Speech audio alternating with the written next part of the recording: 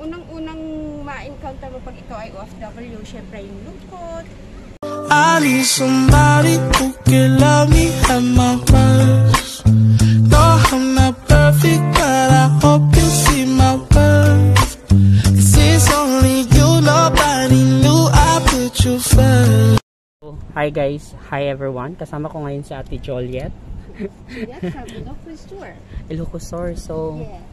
OFW, how long na nag-OFW ka ate?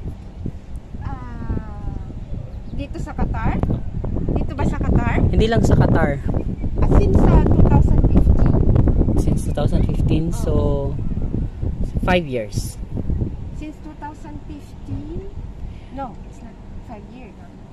2015, 2021 na tayo. Right? 6 years. So, bilang isang OFW ate, ano yung matinding naranasan mo sa buhay mo? Syempre, unang-unang ma-encounter mo pag ikaw ay OFW, syempre yung lungkot, yung, ano pa ba? Yung pagka-miss mo sa pamilya mo, diba? Yung nararanasan mong hirap, yun yung number one na mararanasan mo pag ikaw ay OFW. Is,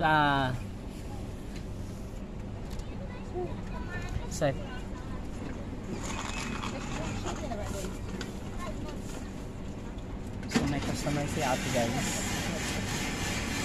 Si madam.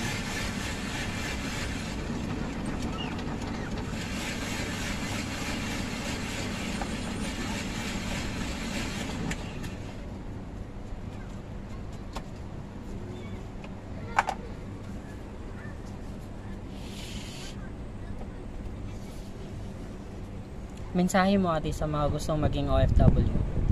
Pag ikaw ay isang OFW, pag ikay desididong umalis sa ating bayan, of course, kailangan mo maging matatag. Yun yung number one. Kailangan mo harapin yung magiging buhay mo sa abroad. Number one doon is yung mamimiss mo talagang pamilya mo. And then, magiging matapang ka. Yun yung the best na kailangan mo ilagay sa isip mo. Mensahe mo para sa pamilya mo, te.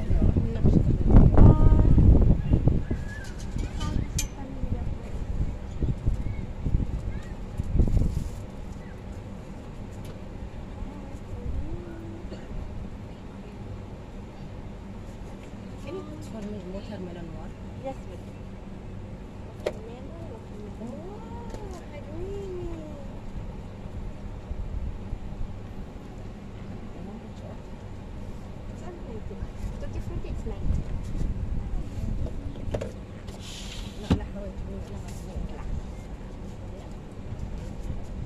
yun yung kailangan mo.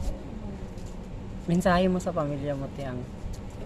Sa pamilya ko, miss na miss ko na sila. Siyempre,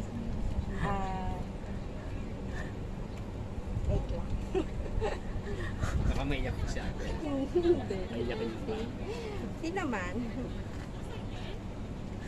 Kasi sanay naman ako yung OFW.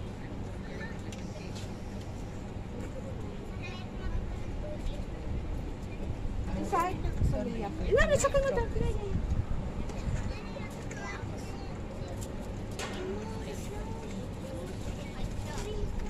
Yung mensahe ko sa pamilya ko, yan. Sana always silang safety rin. Katulad ko rin na nagse-safety dito, syempre. Miss na miss ko sila. And then, kunting tiis, kunting tiyaga lang. Magsasama-sama din kami in the right time pagka natupad na namin lahat yung pangarap namin.